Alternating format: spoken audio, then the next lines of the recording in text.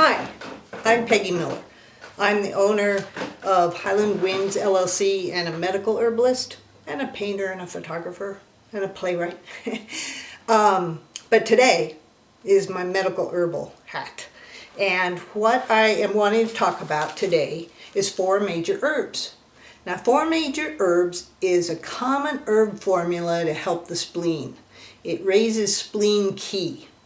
And spleen qi is very important for the functioning of the body. It helps work with the stomach in order to process the food and transport it throughout the body, which in turn helps nourish ligaments, muscles, helps nourish the various veins and arteries.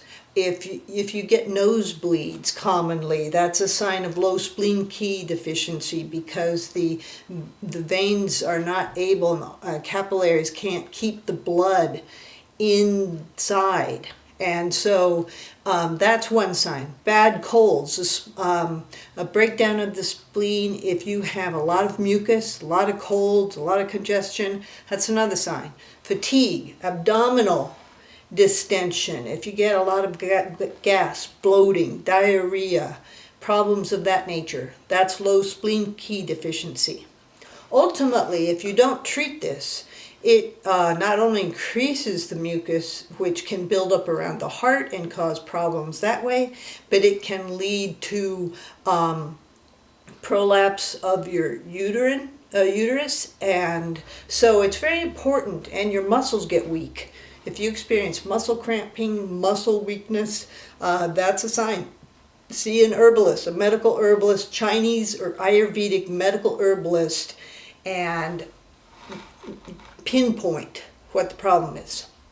Not trying to worry you. These things are all very preventable and handleable, and maintenance is important. Good maintenance of your body, because as we get older, the spleen qi needs to be maintained, as do other problems in the body, other deficiencies. But today I'm talking about 4 major herbs. Now, 4 major herbs is a common herbal formula. You can get it in pill form, but today I'm talking about teas. And Perea is one of the herbs.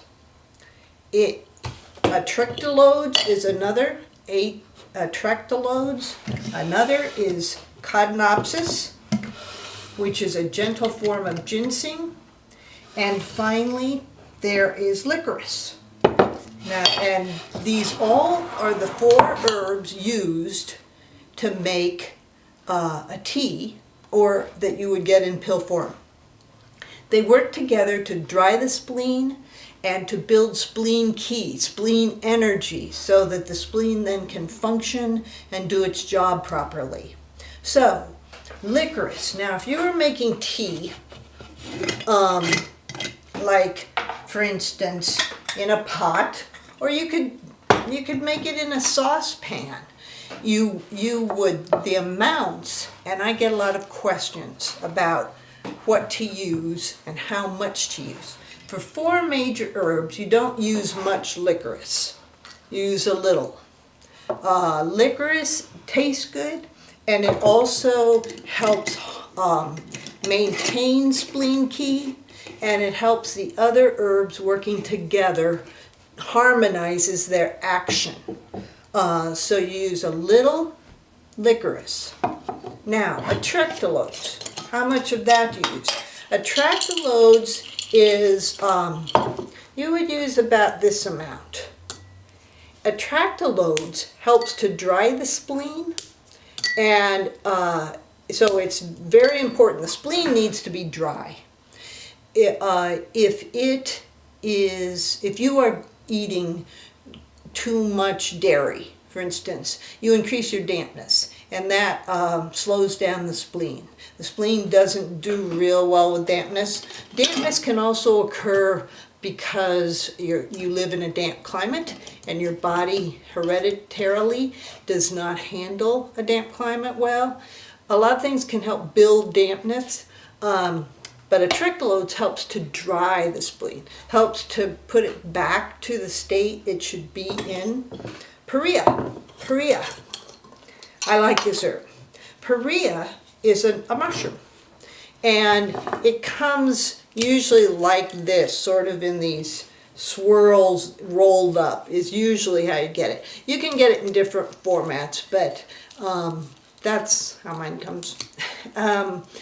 And so you would use for Perea about a tablespoon, a little more maybe, depending upon how large you are.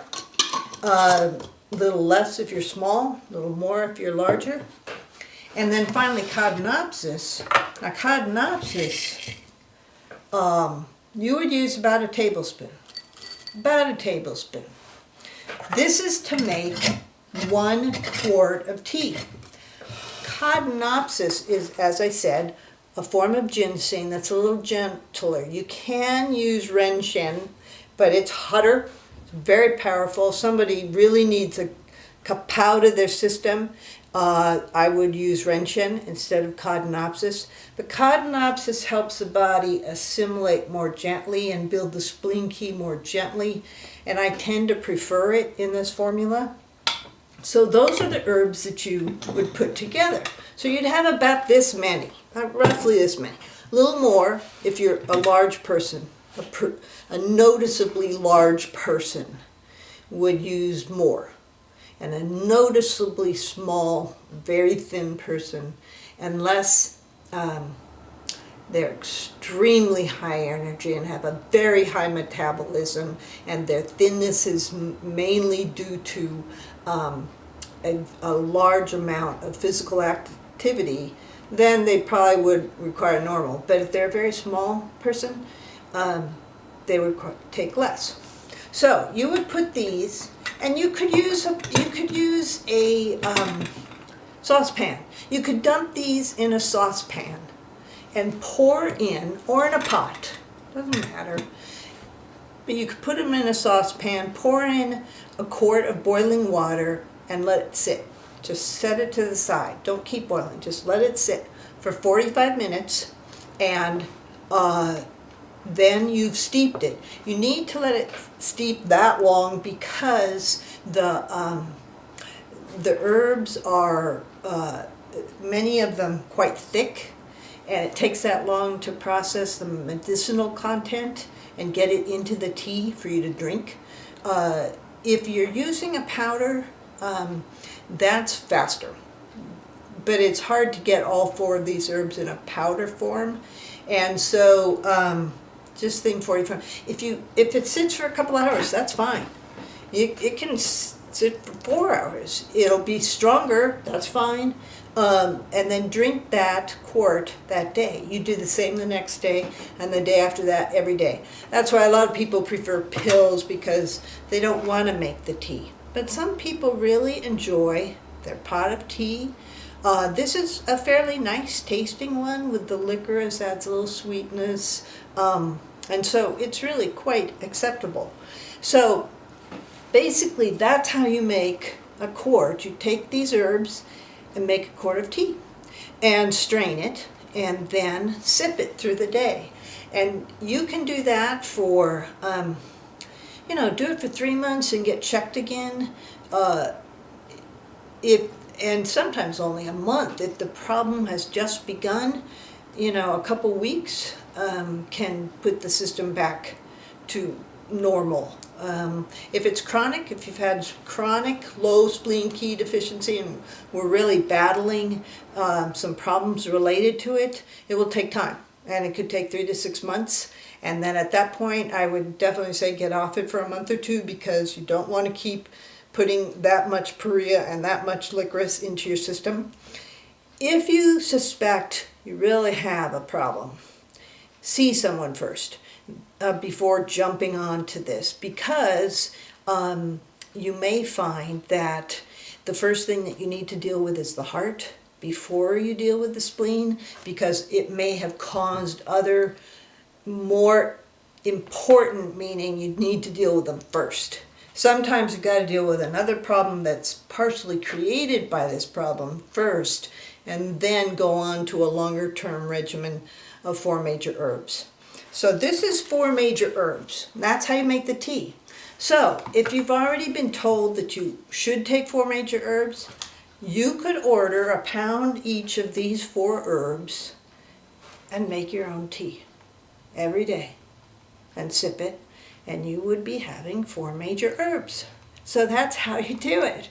I'll be doing other formulas, but I thought this was a good one to start with because low spleen key deficiency I see a lot of, and in cold damp climates you see a lot of it. So it's a good thing to know about. The herbs are wonderful, and I hope this has been of use. Once again, I'm Peggy Miller, Highland Winds. I should write that out, shouldn't I?